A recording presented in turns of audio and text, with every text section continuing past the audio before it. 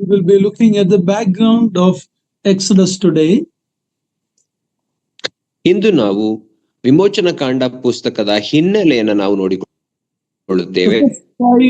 First five books of the Bible are called the Pentateuch, Pancha Granthaಗಳು, or Law of Moses. ಮೊದಲ ಸತ್ಯವೇದದ ಮೊದಲನೆಯ 5 ಪುಸ್ತಕಗಳನ್ನು ನಾವು ಪಂಚಗ್ರಂಥಗಳು ಎಂಬುದಾಗಿ ಕರೆಯುತ್ತೇವೆ ಅಥವಾ ಮೋಶೆಯ ಧರ್ಮಶಾಸ್ತ್ರ ಎಂಬುದಾಗಿ ಕರೆಯುತ್ತೇವೆ. These first 5 books also forms the foundation. ಮತ್ತು ಸತ್ಯವೇದದ ಮೊದಲನೆಯ 5 ಪುಸ್ತಕಗಳು ಸಹ ಅಸ್ತಿವಾರದ ಪುಸ್ತಕಗಳು. In Genesis we saw the beginning of many things. ಆದಿಕಾಂಡ ಪುಸ್ತಕದಲ್ಲಿ ನಾವು ಎಲ್ಲವುಗಳ ಆರಂಭವನ್ನ ಅಥವಾ ಎಲ್ಲವುಗಳ ಸೃಷ್ಟಿ ಕಾರ್ಯವನ್ನು ನೋಡಿಕೊಂಡೆವು. So also the entrance of sin on this earth and its consequence. ಮತ್ತು ನಾವು ಪಾಪವು ಈ ಲೋಕವನ್ನ ಪ್ರವೇಶಿಸುವುದನ್ನು ಮತ್ತು ಅದರ ಪರಿಣಾಮದ ಕುರಿತಾಗಿಯೂ ಸಹ ನಾವು ನೋಡಿಕೊಂಡೆವು. What God created and said it is good ended up in a coffin in Egypt.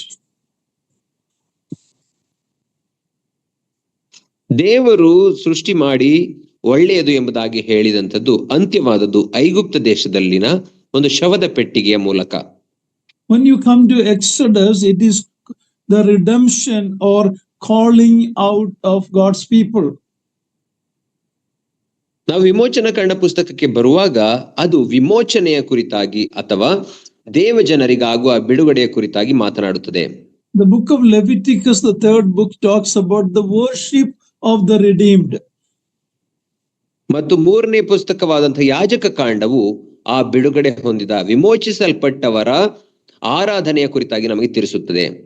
And book of Numbers, most of the book of Numbers was not necessary if Israel were obedient to God.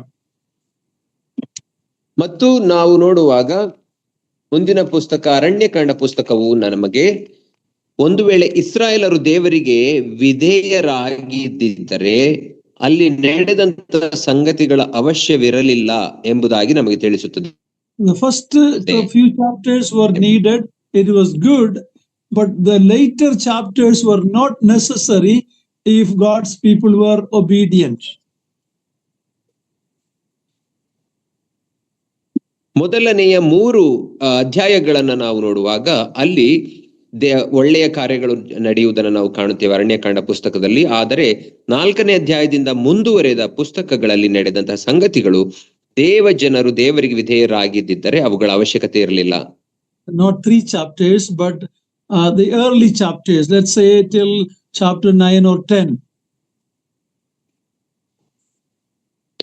3 ಅಧ್ಯಾಯಗಳಲ್ಲ, ಆದರೆ ಮೊದಲನೆಯ ಅಧ್ಯಾಯಗಳು ಅಂದರೆ 9 ಅಥವಾ 10ನೇ ಅಧ್ಯಾಯದವರೆಗೆ. But then we see them coming to the border of Canaan, Kadesh Barnea.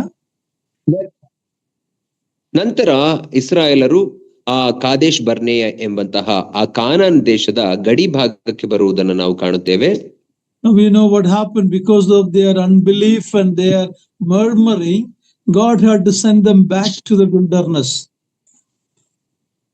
ಅವರ ಗುಣುಗುಟ್ಟುವಿಕೆಯಿಂದ ಮತ್ತು ಅವರ ಅವಿಧೇಯತೆ ಅಪನಂಬಿಕೆಯಿಂದ ದೇವರು ಏನು ಮಾಡಿದನು ಎಂಬುದನ್ನು ನಾವು ಅಲ್ಲಿ ನೋಡುತ್ತೇವೆ. ಕಾದೇಶ್ ಬರ್ನೇಯದಿಂದ ದೇವರು ಅವರನ್ನ ಮತ್ತೆ ಅರಣ್ಯ ಪ್ರಯಾಣಕ್ಕೆ ವಾಪಸ್ಸು ಕಳಿಸುತ್ತಾನೆ. In Deuteronomy chapter 1 we read it was an 11 days journey. ನಾವು ಧರ್ಮೋಪದೇಶ ಕಾಂಡ ಪುಸ್ತಕದಲ್ಲಿ ನಾವು ನೋಡುವಾಗ ಅದು how many days of journey uncle? 11 days journey. 11 ದಿನಗಳ ಪ್ರಯಾಣ ಆ ಕಾನಾನ್ ದೇಶಕ್ಕೆ ಎಂಬುದಾಗಿ ನಾವು ನೋಡುತ್ತೇವೆ. Of course the 20 lakhs of people couldn't travel in 11 days, but it was only 11 days journey if they go straight to Canaan. ಬಹುಶಃ 20 ಲಕ್ಷ ಇಸ್ರಾಯೇಲರು 11 ದಿನದಲ್ಲಿ ಪ್ರಯಾಣ ಮಾಡಿ ಅಲ್ಲಿ ಸೇರ್ಲಿಕ್ಕೆ ಸಾಧ್ಯವಿಲ್ಲದೆ ಇದ್ದಿರಬಹುದು. ಆದರೆ ಯಾರಾದರೂ ನೇರವಾಗಿ ಪ್ರವೇಶಿಸುವುದಾದರೆ ಕೇವಲ 11 ದಿನಗಳ ಪ್ರಯಾಣದಲ್ಲಿ ಕಾನಾನ್ ದೇಶವನ್ನು ಮುಟ್ಟಬಹುದಿತ್ತು. But it took 2 years to reach to Kadesh Barnea. ಆದರೆ 2 ವರ್ಷಗಳ ಕಾಲ ಅವರಿಗೆ ಹಿಡಿಯಿತು ಕಾದೇಶ್ ಬರ್ನೇಯಕ್ಕೆ ಸೇರಲು. Then the next 38 years were wandering in the wilderness. ಮತ್ತು ನಂತರದ 38 ವರ್ಷಗಳ ಕಾಲ ಅವರು ಅರಣ್ಯದಲ್ಲಿಯೇ ಅಲೆಯುತ್ತಾ ಇದ್ದರು ಎಂಬುದಾಗಿ ನಾವು ನೋಡುತ್ತೇವೆ. See, from Egypt to Canaan, in between there is a wilderness. ಐಗುಪ್ತ ದೇಶದಿಂದ ಕಾನಾನ್ ದೇಶಕ್ಕೆ ಹೋಗುವ ಮಧ್ಯದಲ್ಲಿ ಅರಣ್ಯ ಇರುವುದನ್ನು ನಾವು ಕಾಣುತ್ತೇವೆ. You have to go through the wilderness. ನೀವು ಆ ಅರಣ್ಯದ ಮೂಲಕವೇ ಪ್ರವೇಶ ಮಾಡಿ ಹೋಗಬೇಕು. But there was no need to wander in circle. ಆದರೆ ಸುತ್ತು ಹಾಕುವಂತಹ ಅವಶ್ಯಕತೆ ಇಲ್ಲ. It is applicable in our life as believers also. ವಿಶ್ವಾಸಿಗಳಂತ ನಮ್ಮ ಜೀವಿತದಲ್ಲಿಯೂ ಸಹ ಇದು ಅನ್ವಯವಾಗುವಂತದ್ದಾಗಿದೆ. From the time we got saved, we are traveling through this earth, this world which is like a wilderness for God's people. We are heaven citizens, we are going towards heaven. ನಾವು ರಕ್ಷಣೆ ಹೊಂದಿದ ದಿನದಿಂದಲೂ ನಾವು ಈ ಲೋಕದ ಯಾತ್ರೆಯಲ್ಲಿ ಪ್ರಯಾಣ ಮಾಡುವವರಾಗಿರುತ್ತೇವೆ. ಯಾಕಂದ್ರೆ ನಾವು ಪರಲೋಕದ ನಿವಾಸಿಗಳು, ಪರಲೋಕಕ್ಕೆ ಪ್ರಯಾಣವನ್ನು ಮಾಡುತ್ತಿದ್ದೇವೆ. But we have to go through this earth, our life here, but we don't need to be wandering in the wilderness. ಆದರೆ ನಾವು ಈ ಭೂಮಿಯ ಪ್ರಯಾಣವನ್ನ ಮಾಡಿ ಈ ಅರಣ್ಯದ ರೀತಿಯಲ್ಲಿರುವ ಈ ಭೂಮಿಯನ್ನ ದಾಟಿ ಹೋಗಬೇಕು. ಆದರೆ ಈ ಭೂಮಿಯಲ್ಲೇ ಅಲೆಯುತ್ತಿರುವಂತಹ ಅವಶ್ಯಕತೆ ನಮಗಿಲ್ಲ. If we are wandering, it is because of our unbelief. ನಾವು ಒಂದು ವೇಳೆ ಇಲ್ಲೇ ಅಲೆಯುತ್ತಿದ್ದೇವೆ ಎಂಬುದಾಗಿ ಆದರೆ ಅದು ನಮ್ಮ ಅಪನಂಬಿಕೆಯ ಕಾರಣದಿಂದ. We know what happened to Israelites. Everyone above 20 years of age who murmured and rebelled against God and the leadership, they perished in the wilderness. ನಾವು ನೋಡುತ್ತೇವೆ ಇಸ್ರಾಯೇಲರಿಗೆ ಏನಾಯಿತು ಎಂಬುದಾಗಿ. 20 ವರ್ಷ ಮೇಲ್ಪಟ್ಟವರು ಯಾರ್ಯಾರು ದೇವರಿಗೆ ಗುಣಗುಟ್ಟಿದರೋ ಅವರೆಲ್ಲರೂ ಅರಣ್ಯದಲ್ಲಿಯೇ ನಾಶವಾಗಿ ಹೋದರು. A new generation came. ಮತ್ತು ಒಂದು ಹೊಸ ತಲೆಮಾರು ಅಲ್ಲಿ ಹುಟ್ಟಿಕೊಂಡಿತು. They had to be reminded about the law. That is why Deuteronomy, or the second time the law is given to the new generation. ಮತ್ತು ಈ ಹೊಸ ಪೀಳಿಗೆಗೆ ದೇವರ ಅಥವಾ ಧರ್ಮಶಾಸ್ತ್ರದ ತಿಳಿಯಿಸುವಿಕೆಯ ಅವಶ್ಯಕತೆ ಇತ್ತು. ಆದ್ದರಿಂದಲೇ ದೇವರು 2ನೆಯ ಬಾರಿ ಧರ್ಮೋಪದೇಶ ಕಾಂಡವಾದ ಮೂಲಕ ಅವರಿಗೆ ಧರ್ಮೋಪದೇಶವನ್ನು ಮಾಡುವುದನ್ನು ನೋಡುತ್ತೇವೆ. Deuteronomy second repeated the law. ಧರ್ಮೋಪದೇಶ ಅಥವಾ ಡ್ಯೂಟರ್ ಎಂಬುದಾಗಿ ಹೇಳುವಾಗ ಅದು 2ನೆಯ ಬಾರಿ ಎಂಬುದಾಗಿ 2ನೆಯ ಬಾರಿ ಧರ್ಮೋಪದೇಶದ ಉಪದೇಶವಾಯಿತು. We know from Galatians 2:16 that the law cannot save anybody. ನಮಗೆ ಗೊತ್ತು, ಗಲಾತ್ಯದವರಿಗೆ ಬರೆದ ಪತ್ರಿಕೆ 2ನೇ ಅಧ್ಯಾಯ 16ನೇ ವಚನದ ಮೂಲಕ ಧರ್ಮಶಾಸ್ತ್ರವು ಯಾರನ್ನು ರಕ್ಷಿಸಲಾರದು. But even Moses, the lawgiver, couldn't go to the promised land. ಮತ್ತು ಆ ಧರ್ಮಶಾಸ್ತ್ರವನ್ನು ಕೊಟ್ಟಂತ ಮೋಶೆಯು ಸಹ ತಾನೇ ಆ ವಾಗ್ದಾನ ದೇಶವನ್ನು ಪ್ರವೇಶಿಸಲು ಸಾಧ್ಯವಾಗಲಿಲ್ಲ. There was a need for another leader to come, that was Joshua. ಮತ್ತು ಇನ್ನೊಬ್ಬ ನಾಯಕನ ಬರುವಿಕೆಯ ಅವಶ್ಯಕತೆ ಇತ್ತು, ಅದ್ಯಾರೆಂದರೆ ಯೆಹೋಶುವನು. Joshua is a picture of the Lord Jesus Christ. ಯೆಹೋಶುವನು ಯೇಸು ಕ್ರಿಸ್ತನಿಗೆ ಚಿತ್ರಣವಾಗಿದ್ದಾನೆ. What the law could not do, God sending his son and his death and resurrection brought redemption to God's people. ಧರ್ಮಶಾಸ್ತ್ರವು ಯಾವ ಕಾರ್ಯವನ್ನು ಮಾಡಲಾರದೆ ಇತ್ತೋ ಅದನ್ನ ದೇವರು ತನ್ನ ಮಗನಾದಂಥ ಯೇಸು ಕ್ರಿಸ್ತನನ್ನ ಈ ಲೋಕಕ್ಕೆ ಕಳುಹಿಸಿ ಆತನ ಮರಣ ಮತ್ತು ಪುನರುತ್ಥಾನದ ಮೂಲಕ ಈ ಲೋಕಕ್ಕೆ ಮತ್ತು ಮನುಕುಲಕ್ಕೆ ಬಿಡುಗಡೆಯನ್ನ ಅಥವಾ ರಕ್ಷಣೆಯನ್ನ ತಂದನು. Why then was the law given? ಹಾಗಾದರೆ ಧರ್ಮಶಾಸ್ತ್ರ ಯಾಕೆ ಕೊಡಪಡಬೇಕಾಗಿತ್ತು? Galatians 3:24 says it was a school teacher leading us to Christ. ಗಲಾತ್ಯದವರಿಗೆ ಬರೆದ ಪತ್ರಿಕೆ 3ನೇ ಅಧ್ಯಾಯ 24ನೇ ವಚನವು ನಮಗೆ ಹೇಳುತ್ತದೆ, ಅದು ಒಬ್ಬ ಉಪಾಧ್ಯಾಯನ ರೀತಿಯಲ್ಲಿ ಅಥವಾ ಗುರುವಿನ ರೀತಿಯಲ್ಲಿ ನಮ್ಮನ್ನ ದೇವರ ಕಡೆಗೆ ನಡೆಸುತ್ತಿತ್ತು, ಕ್ರಿಸ್ತನ ಕಡೆಗೆ ನಡೆಸುತ್ತಿತ್ತು. So coming back to Exodus, our study, ನಮ್ಮ ಈ ಒಂದು ವಿಮೋಚನಾ ಕಾಂಡ ಅಧ್ಯಯನಕ್ಕೆ ನಾವು ಹಿಂದಿರುಗುವಾಗ, it is a continuation account of what we read in Genesis. ಆದಿಕಾಂಡದಲ್ಲಿ ನಾವು ಓದಿ ಮುಗಿಸಿದಂತಹ ಸಂಗತಿಗಳ ಮುಂದುವರೆದ ಭಾಗವೇ ವಿಮೋಚನಾ ಕಾಂಡ. the narrative of the Israelites after the death of Joseph.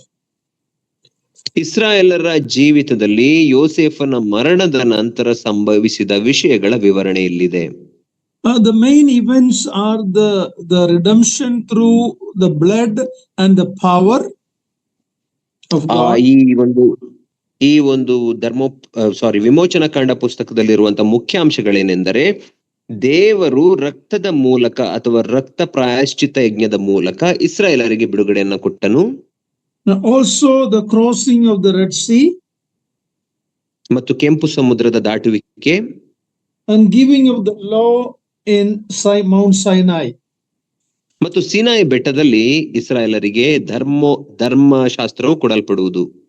And the instruction regarding the building of the tabernacle. ಮತ್ತು ದೇವದರ್ಶನ ಗುಡಾರದ ಕಟ್ಟೋಣದ ಕುರಿತಾಗಿ ಅವರಿಗೆ ಕೊಟ್ಟಂತಹ ನಿರ್ದೇಶನಗಳು. That is the main summary of the book of Exodus. ವಿಮೋಚನಾ ಕಾಂಡ ಪುಸ್ತಕದ ಮುಖ್ಯ ಸಾರಾಂಶ ಈ 3 ಸಂಗತಿಗಳಾಗಿವೆ. Now the author of the book of Exodus and the 5 books is Moses. ವಿಮೋಚನಾ ಕಾಂಡ ಪುಸ್ತಕದ ಕರ್ತೃವು ಮತ್ತು ಉಳಿದ ಮೊದಲನೇ 5 ಪುಸ್ತಕಗಳ ಕರ್ತೃವು ಮೋಶೆಯೇ ಆಗಿದ್ದಾನೆ. The Jewish tradition and the Christian Bible, and more than that, Jesus Christ himself ascribed the authorship of these books to Moses. ಯಹೂದ್ಯರ ಸಂಪ್ರದಾಯದ ಪ್ರಕಾರ, ಅದೇ ರೀತಿಯಲ್ಲಿ ಕ್ರೈಸ್ತರ ನಂಬಿಕೆಯ ಪ್ರಕಾರ ಮತ್ತು ಯೇಸು ಕ್ರಿಸ್ತನು ತಾನೇ ಈ 5 ಪುಸ್ತಕಗಳ ಕರ್ತೃವು ಮೋಶೆಯೇ ಎಂಬುದಾಗಿ ನಮಗೆ ದೃಢೀಕರಿಸಿದ್ದಾರೆ. Later there were liberal scholars who came, they questioned the authorship of Moses. ನಂತರ ಬಂದಂತಹ ಉದಾರವಾದಿಗಳಾದಂತಹ ಕೆಲವು ಚಿಂತಕರು ಮೋಶೆಯು ಈ ಪುಸ್ತಕಗಳ ಕರ್ತೃವಾಗಿದ್ದಾನೆಯೇ ಎಂಬುದಾಗಿ ಅವರು ಪ್ರಶ್ನಿಸಿದರು. They said that there was no writing in the time of Moses, or Moses couldn't have written these books. ಅವರು ವಾದಿಸುತ್ತಾರೆ ಏನೆಂದರೆ ಮೋಶೆಯ ಕಾಲದಲ್ಲಿ ಬರವಣಿಗೆಯ ಅಭ್ಯಾಸವಿರಲಿಲ್ಲ ಅಥವಾ ಮೋಶೆ ಈ 5 ಪುಸ್ತಕಗಳನ್ನ ಬರೆಯಲಿಕ್ಕೆ ಸಾಧ್ಯವೇ ಇಲ್ಲ. But archaeology has proved that writing was there, and the Bible itself says that Moses was qualified than anyone else to write these books. ಆದರೆ ಪ್ರಾಚ್ಯ ವಸ್ತು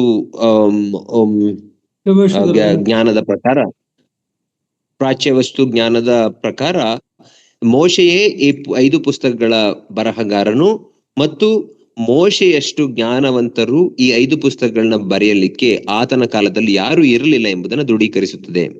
Read Acts 7:22. Acts 7:22. ಅಪೊಸ್ತಲರ ಕೃತಿ 7ನೇ ಅಧ್ಯಾಯ 22ನೇ ವಚನವನ್ನು ನಾವು ಓದಿಕೊಳ್ಳೋಣ. We read about Moses, who was educated in all the learning of the Egyptian, and he was a man of power in words and deeds. Verse 22. ಮೋಶೆಯು ಐಗುಪ್ತ ದೇಶದವರ ಸರ್ವ ವಿದ್ಯೆಗಳಲ್ಲಿಯೂ ಉಪದೇಶ ಹೊಂದಿ ಮಾತುಗಳಲ್ಲಿಯೂ ಕಾರ್ಯಗಳಲ್ಲಿಯೂ ಸಮರ್ಥನಾದನು. So Moses was the best qualified person to write these books. ಆದ್ದರಿಂದ ಮೋಶೆಯು ಈ 5 ಪುಸ್ತಕಗಳನ್ನ ಬರೀಲಿಕ್ಕೆ ಸಮರ್ಥವಾದ ವ್ಯಕ್ತಿಯಾಗಿದ್ದನು. In the book of Exodus itself, we read about God telling Moses to write. ವಿಮೋಚನಾ ಕಾಂಡ ಪುಸ್ತಕದಲ್ಲಿಯೇ ನಾವು ಓದುತ್ತೇವೆ, ದೇವರು ಮೋಶೆಗೆ ಪುಸ್ತಕಗಳನ್ನ ಅಥವಾ ಈ ಸಂಗತಿಗಳನ್ನ ಬರೆದಿಡಲು ಹೇಳಿದನು. And we read that Moses wrote it. Just read. ಮೋಶೆಯು ಬರೆದನು. Read Exodus 17:14. ವಿಮೋಚನಾ ಕಾಂಡ 17ನೇ ಅಧ್ಯಾಯ 14ನೇ ವಚನವನ್ನ ದಯಮಾಡಿ ಓದಿರಿ. Exodus 17:14. ಕೂಡಲೇ ಸಹೋದರರು ವಿಮೋಚನಾ ಕಾಂಡ brother. Exodus 17:14.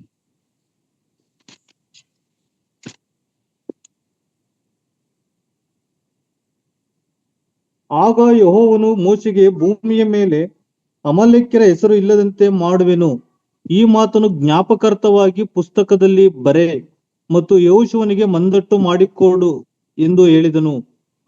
So God is telling Moses to write. ಆದ್ದರಿಂದ ಮೋಶೆಗೆ ಬರೆಯಲು ದೇವರು ಇಲ್ಲಿ ಹೇಳುತ್ತಿದ್ದಾನೆ. So there are many other verses in Exodus and more in the New Testament we read about the authorship of Moses. ಇನ್ನು ಅನೇಕ ಕಡೆಗಳಲ್ಲಿ ವಿಮೋಚನ ಕಾಂಡದಲ್ಲಿ ಮತ್ತು ಹೊಸ ಒಡಂಬಡಿಕೆಯಲ್ಲಿ ನಾವು ಮೋಶೆಯೇ ಈ 5 ಪುಸ್ತಕಗಳ ಕರ್ತೃ ಅಥವಾ ಬರಹಗಾರನು ಎಂಬುದಾಗಿ ನಾವು ತಿಳಿದುಕೊಳ್ಳುತ್ತೇವೆ. The time of the Exodus, ಆ ವಿಮೋಚನ ಕಾಂಡ ಪುಸ್ತಕದ ಕಾಲಘಟ್ಟವನ್ನು ನಾವು ನೋಡುವಾಗ BC 1580, 1580 to 1230, somewhere in that time.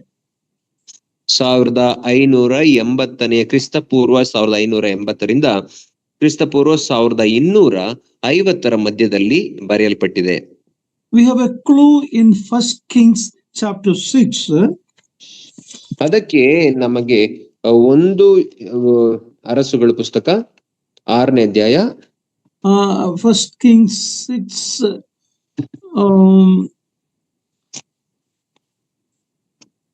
one second. Okay, come to 1 Kings chapter 6. ಒಂದು ಅರಸುಗಳ ಪುಸ್ತಕ 6ನೇ ಅಧ್ಯಾಯಕ್ಕೆ ಬನ್ನಿರಿ.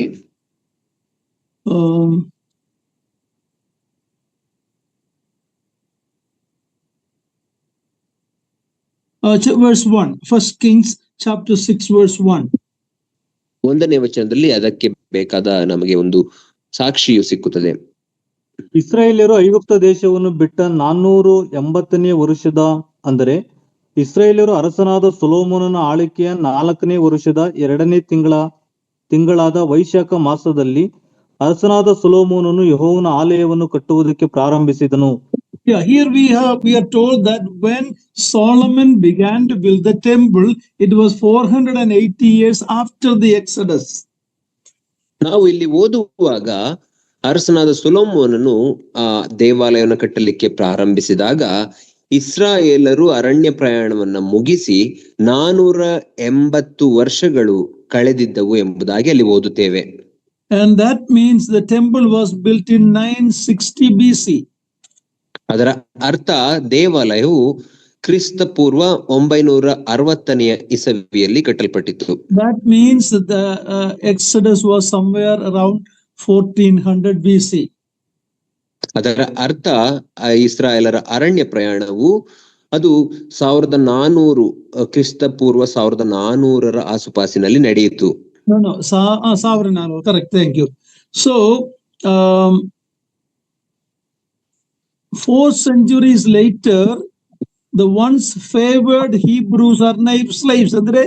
After we left Genesis account with the death of Joseph, ಯೋಸೇಫನ ಮರಣದ ನಂತರ ಅವರು ಐಗುಪ್ತ ದೇಶದಲ್ಲಿ 400 ವರ್ಷಗಳು ಕಳೆದ ನಂತರ they were favored at the time of Hebrews were favored at the time of Joseph. ಇಬ್ರಿಯರು ಯೋಸೇಫನ ಕಾಲದಲ್ಲಿ ರಾಜಾನುಗ್ರಹವನ್ನ ಅಥವಾ ರಾಜನಿಂದ ಒಳ್ಳೆಯ ಅನುಕೂಲಗಳನ್ನ ಪಡೆದಿದ್ದರು. But 4 centuries later, they were slaves making bricks for Pharaoh to build his cities. ಆದರೆ 400 ವರ್ಷಗಳ ನಂತರ ಆ ರಾಜನಿಂದ ಪೋಷಿಸಲ್ಪಟ್ಟಂತಹ ಅದೇ ಇಬ್ರಿಯರು ಅರಸನಿಗಾಗಿ ಇಟ್ಟಿಗೆಗಳನ್ನ ಮಾಡುವಂತಹ ಗುಲಾಮರಾಗಿ ಪರಿವರ್ತನೆ ಆಗಿರುವುದನ್ನು ನಾವು ಕಾಣುತ್ತೇವೆ. So the theme of the book of Exodus is redemption and founding of the nation of Israel. ಆದ್ದರಿಂದ ವಿಮೋಚನ ಕಾಂಡ ಪುಸ್ತಕದ ಮುಖ್ಯ ವಿಷಯವು ಇಸ್ರಾಯೇಲರ ಬಿಡುಗಡೆ ಮತ್ತು ಇಸ್ರಾಯೇಲ್ ದೇಶದ ಸ್ಥಾಪನೆ. Now when God told Jacob that he will change his name to Israel, ದೇವರು ಯಾಕೋಬನಿಗೆ ನಿನ್ನ ಹೆಸರನ್ನ ಇಸ್ರಾಯೇಲನೆಂಬುದಾಗಿ ನಾನು ಬದಲಾಯಿಸುತ್ತೇನೆ ಎಂಬುದಾಗಿ ಹೇಳಿದಾಗ Abraham, Isaac and Jacob, God has given promises of the Abrahamic covenant. Abraham, ಈಸಾಕ ಮತ್ತು ಯಾಕೋಬರಿಗೆ ದೇವರು ಅಬ್ರಹಾಮನೊಂದಿಗೆ ಮಾಡಿಕೊಂಡಂತಹ ಒಡಂಬಡಿಕೆಯ ವಾಗ್ದಾನವನ್ನ ಮಾಡಿದ್ದಾನೆ. In that he will become a great nation. ಆ ಅಬ್ರಹಾಮನ ಒಡಂಬಡಿಕೆಯಲ್ಲಿ ನಾವು ನೋಡುತ್ತೇವೆ, ನಿಮ್ಮನ್ನ ದೊಡ್ಡ ಜನಾಂಗವನ್ನಾಗಿ ಮಾಡುತ್ತೇನೆ. And I will give you this land. ಈ ದೇಶವನ್ನು ನಿಮ್ಮ ಸ್ವಾಸ್ಥ್ಯಕ್ಕೆ ಕೊಡುತ್ತೇನೆ. when Jacob and his family moved to Egypt during the drought or during the famine, ಯಾಕೋಬನು ಮತ್ತು ಆತನ ಕುಟುಂಬವು ಆ ಬರಗಾಲದ ಸಮಯದಲ್ಲಿ ಐಗುಪ್ತ ದೇಶಕ್ಕೆ ವಲಸೆ ಬಂದಾಗ there were only 70 people who moved. ಅಲ್ಲಿ ಕೇವಲ 70 ಮಂದಿ ಅಲ್ಲಿಗೆ ಐಗುಪ್ತ ದೇಶಕ್ಕೆ ಬಂದು ನೆಲೆಸಿದರು ಎಂಬುದಾಗಿ ನೋಡುತ್ತೇವೆ. You cannot call that a nation. ಆ ಬರೀ 70 ಮಂದಿಯನ್ನ ನಾವು ಜನಾಂಗ ಎಂಬುದಾಗಿ ಕರೆಯಲು ಸಾಧ್ಯವಿಲ್ಲ. Now when the Exodus happened, a conservative figure was about 21 lakhs people who left Egypt. ನಾವು ವಿಮೋಚನಾ ಕಾಂಡ ಅಥವಾ ವಿಮೋಚನೆಯಾದಾಗ ಸುಮಾರು 20 ಲಕ್ಷ ಆಸುಪಾಸಿನ ಜನರು ಐಗುಪ್ತ ದೇಶವನ್ನು ಬಿಟ್ಟರು ಎಂಬುದಾಗಿ ಅಂದಾಜು ಮಾಡುತ್ತೇವೆ. In Egypt they became a huge number. ಅದರ ಅರ್ಥ ಐಗುಪ್ತ ದೇಶದಲ್ಲಿ ಅವರು ದೊಡ್ಡ ಜನಾಂಗವಾಗಿ ಬೆಳೆದಿದ್ದರು. Now that many people can be called a nation. ಈಗ ಇಷ್ಟು ಜನರನ್ನ ಒಂದು ಜನಾಂಗ ಅಥವಾ ಒಂದು ರಾಷ್ಟ್ರ ಎಂಬುದಾಗಿ ಕರೆಯಬಹುದು. But still they are not a nation. ಆದರೆ ಇನ್ನೂ ಅವರು ಜನಾಂಗವಾಗಿ ಸ್ಥಾಪಿಸಲ್ಪಟ್ಟಿಲ್ಲ. If they are a nation, they need a constitution. ಒಂದು ವೇಳೆ ಅವರು ಜನಾಂಗವಾಗಿ ಗುರುತಿಸಲ್ಪಡಬೇಕಾದರೆ ಅವರಿಗೆ ಒಂದು ಸಂವಿಧಾನದ ಅವಶ್ಯಕತೆ ಇದೆ. That is why in the Mount of Sinai Mount, God gave them a constitution.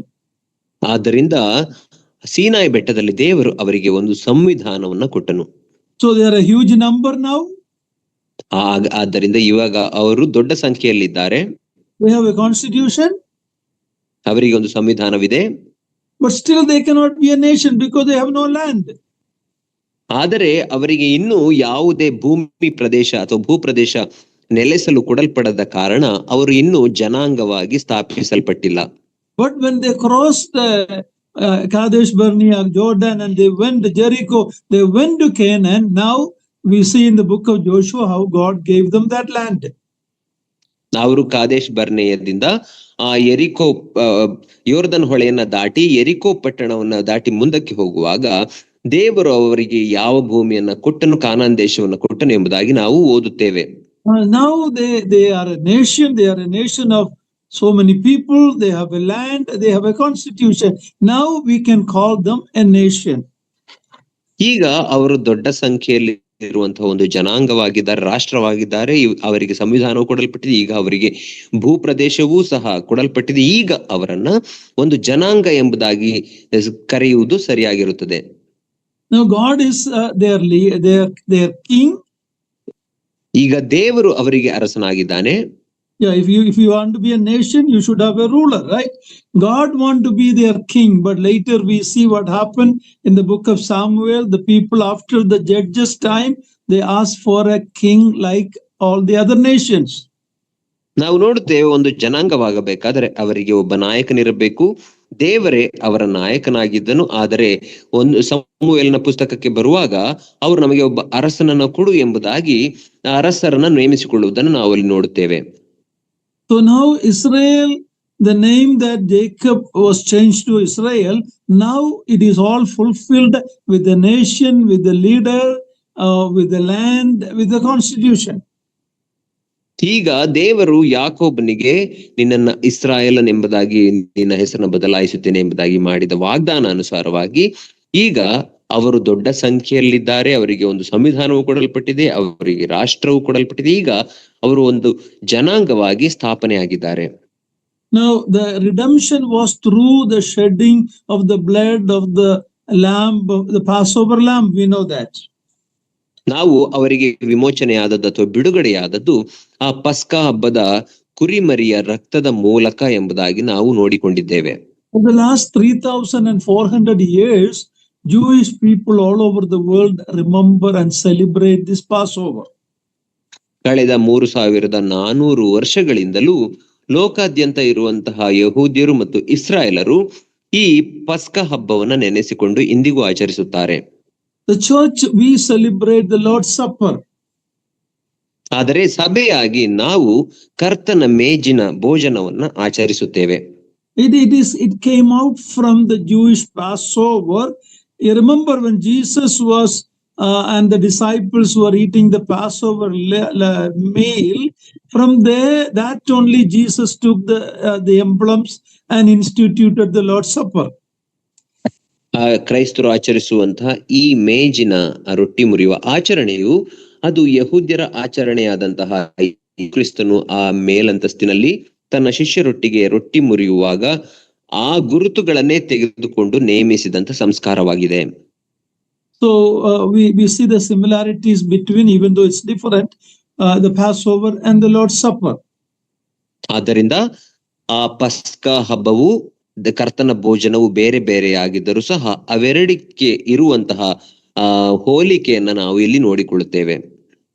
In Genesis 15:13, the Lord told Abraham that his descendants would be 400 years in Egypt. Please read Genesis 15:13. ಆದಿಕಾಂಡ 15ನೇ ಅಧ್ಯಾಯ 13ನೇ ವಚನದಲ್ಲಿ ದೇವರು ಅಬ್ರಹಾಮನಿಗೆ ನಿನ್ನ ಜನರು ಐಗುಪ್ತ ದೇಶದಲ್ಲಿ 400 ವರ್ಷಗಳ ಕಾಲ ಇರಬೇಕಾಗುತ್ತದೆ ಎಂಬುದಾಗಿ ಹೇಳಿದ್ದನ್ನು ನಾವು ನೋಡುತ್ತೇವೆ. ದಯಮಾಡಿ ಓದಿರಿ ಆದಿಕಾಂಡ 15:13. ಆಗ ಯೆಹೋವನು ಅವನಿಗೆ, ನೀನು ಚೆನ್ನಾಗಿ ತಿಳಿಯತಕ್ಕದ್ದೇನೆಂದರೆ ನಿನ್ನ ಸಂತತಿಯವರು ಅನ್ಯ ದೇಶದಲ್ಲಿ ಕೆಲವು ಕಾಲ ವಾಸವಾಗಿದ್ದು ಆ ದೇಶದವರಿಗೆ ದಾಸರಾಗುವರು. 400 ವರ್ಷ ಆ ದೇಶದವರಿಂದ ಬಾಧೆ ಪಡುವರು. Yeah, so there is a 400-year time God told Abraham. ಆದ್ದರಿಂದ ದೇವರು 400 ವರ್ಷಗಳ ಕಾಲ ಎಂಬುದಾಗಿ ಅಬ್ರಹಾಮನಿಗೆ ಹೇಳಿದನು. In Exodus chapter 12 verse 40, ನಾವು ವಿಮೋಚನ ಕಾಂಡ 12ನೇ ಅಧ್ಯಾಯ 40ನೇ ವಚನಕ್ಕೆ ಬರುವಾಗ there it says it was 430 years. ಅಲ್ಲಿ ಅದು 430 ವರ್ಷಗಳು ಎಂಬುದಾಗಿ ಬರೆಯಲ್ಪಟ್ಟಿದೆ. Now it is not a contradiction. ಅದು ಎರಡಕ್ಕೂ ತದ್ವಿರುದ್ಧವಾದಂತಹ ಮಾತುಗಳಲ್ಲ. We can look at it two different ways.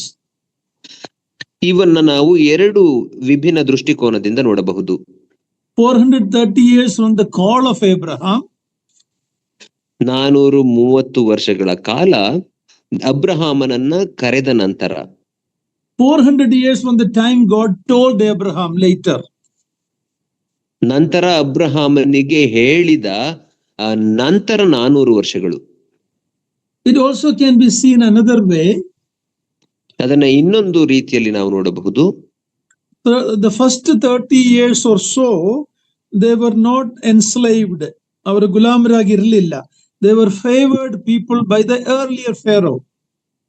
ಮೊದಲನೆಯ 30 ವರ್ಷಗಳ ಕಾಲ ಅವರು ಗುಲಾಮರಾಗಿರಲಿಲ್ಲ ಇಸ್ರಾಯೇಲರು. ಯಾಕಂದ್ರೆ ಆಗ ಜೀವಿಸುತ್ತಿದ್ದಂತಹ ಫರೋಹನಿಂದ ಅವರಿಗೆ ಅನುಕೂಲಗಳಾದವು ಮತ್ತು ಪೋಷಿಸಲ್ಪಟ್ಟರು. It is the new Pharaoh that came that did not know or did not care about Joseph and the Hebrews who made them slaves. ಆದರೆ ಯೋಸೇಫನನ್ನ ಅರಿಯದಂತಹ ಅಥವಾ ಇಬ್ರಿಯರ ಕುರಿತಾಗಿ ತಿಳಿಯದಂತಹ ಬೇರೊಬ್ಬ ಫರೋಹನು ಬಂದಾಗ ಈ ಇಬ್ರಿಯರನ್ನ ಗುಲಾಮರನ್ನಾಗಿ ಮಾಡಿಕೊಂಡನು.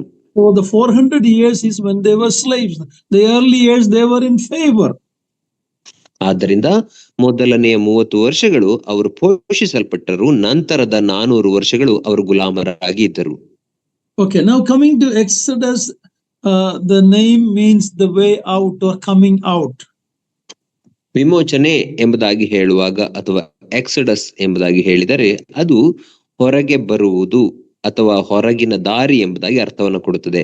The story of redemption by blood and by power. ಮತ್ತು ರಕ್ತದಿಂದ ಮತ್ತು ದೇವರ ಭುಜಬಲ ಪರಾಕ್ರಮದಿಂದ ಬಿಡುಗಡೆಯನ್ನ ಸೂಚಿಸುತ್ತದೆ. The message of Exodus is stated in Hebrews 11:23 to 29. Please read that.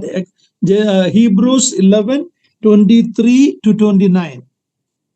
ವಿಮೋಚನ ಕಾಂಡ ಪುಸ್ತಕದ ಮುಖ್ಯ ವಿಷಯವನ್ನ ನಾವು ಇಬ್ರಿಯರಿಗೆ ಬರೆದ ಪತ್ರಿಕೆ 11ನೇ ಅಧ್ಯಾಯ 24ರಿಂದ 29ನೇ ವಚನಗಳವರೆಗೆ ನಾವು ಓದಿಕೊಳ್ಳುತ್ತೇವೆ. 23 to 29. Please read that. 23ರಿಂದ 29ನೇ ವಚನ ದಯಮಾಡಿ ಓದ್ರಿ. ಮೋಶೆ ಹುಟ್ಟಿದಾಗ ಅವನ ತಂದೆ ತಾಯಿಗಳು ಕೂಸು ಸುಂದರವಾಗಿದೆ ಎಂದು ನೋಡಿ ಅರಸನ ಅಪ್ಪಣೆಗೆ ಭಯಪಡದೆ ನಂಬಿಕೆಯಿಂದಲೇ ಅವನನ್ನು 3 ತಿಂಗಳು ಬಚ್ಚಿಟ್ಟರು.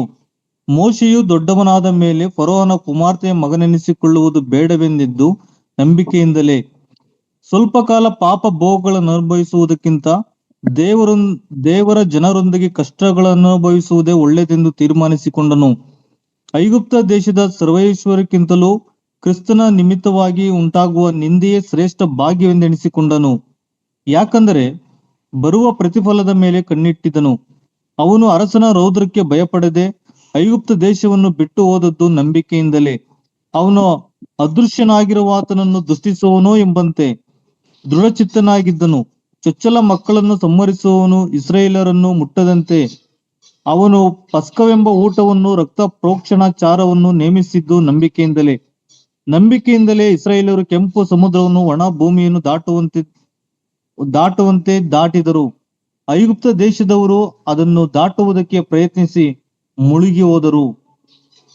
Now that is the summary of Exodus given in Hebrews 11. ಇಬ್ರಿಯ ಪತ್ರಿಕೆ 11ನೇ ಅಧ್ಯಾಯದಲ್ಲಿ ವಿಮೋಚನ ಕಾಂಡ ಪುಸ್ತಕದ ಸಾರಾಂಶ ಹೀಗೆ ಕೊಡಲ್ಪಟ್ಟಿದೆ. When we come to Exodus chapter 1 verse 1 in English Bible, it says now. It starts with the phrase now. ಆ ವಿಮೋಚನ ಕಾಂಡ ಪುಸ್ತಕ 1ನೇ ಅಧ್ಯಾಯ 1ನೇ ವಚನಕ್ಕೆ ಇಂಗ್ಲಿಷ್ ಬೈಬಲ್ ನಲ್ಲಿ ಈ ರೀತಿ ಕೊಡಲ್ಪಟ್ಟಿದೆ, ಇದಾದ ನಂತರ ಅಥವಾ ಹೀಗೆ ಎಂಬುದಾಗಿ. That is connecting with the events in Genesis chapter 50. ಅದರ ಅರ್ಥ ಆದಿಕಾಂಡ 50ನೇ ಅಧ್ಯಾಯದ ಸಂಗತಿಗಳನ್ನ ಇದಕ್ಕೆ ಸಂಬಂಧವನ್ನ ಏರ್ಪಡಿಸುತ್ತದೆ. Genesis 46:27 tells that 70 souls of Jacob's family entered Egypt. ಆದಿಕಾಂಡ 46ನೇ ಅಧ್ಯಾಯ 27ನೇ ವಚನವು ನಮಗೆ ಹೇಳುತ್ತದೆ ಏನೆಂದರೆ ಯಾಕೋಬನ ಕುಟುಂಬದ 70 ಮಂದಿ ಐಗುಪ್ತ ದೇಶವನ್ನು ಪ್ರವೇಶಿಸಿದರು. But when they went out, it is estimated, like I said, more than 20 lakhs or 2 million plus people. ಆದರೆ ಅವರು ಹೊರಕ್ಕೆ ಬರುವಾಗ ಸುಮಾರು 20 ಲಕ್ಷಕ್ಕೂ ಹೆಚ್ಚು ಜನರು ಐಗುಪ್ತ ದೇಶದಿಂದ ಹೊರಗೆ ಬಂದರು ಎಂಬುದಾಗಿ ನಮಗೆ ತಿಳಿಸಲ್ಪಟ್ಟಿದೆ. When Joseph entered Egypt, ಯೋಸೇಫನು ಐಗುಪ್ತ ದೇಶವನ್ನು ಪ್ರವೇಶಿಸಿದಾಗ the Pharaoh was the Hyksos or shepherd kings. ಫರೋಹನು ಕುರುಬರ ಅರಸನಾಗಿದ್ದನು.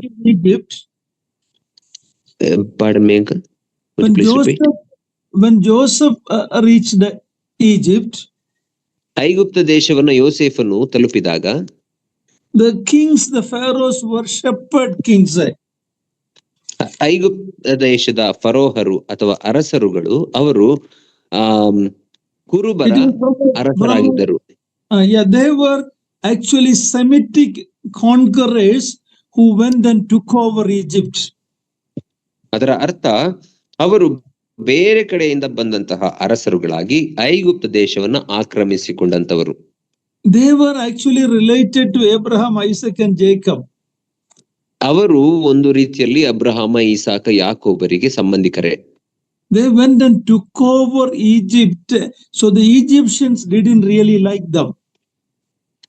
ಅವರು ಐಗುಪ್ತ ದೇಶವನ್ನ ಆಕ್ರಮಿಸಿಕೊಂಡು ವಶಪಡಿಸಿಕೊಂಡದ್ದರಿಂದ ಐಗುಪ್ತರು ಅವರನ್ನ ಇಷ್ಟಪಡಲಿಲ್ಲ.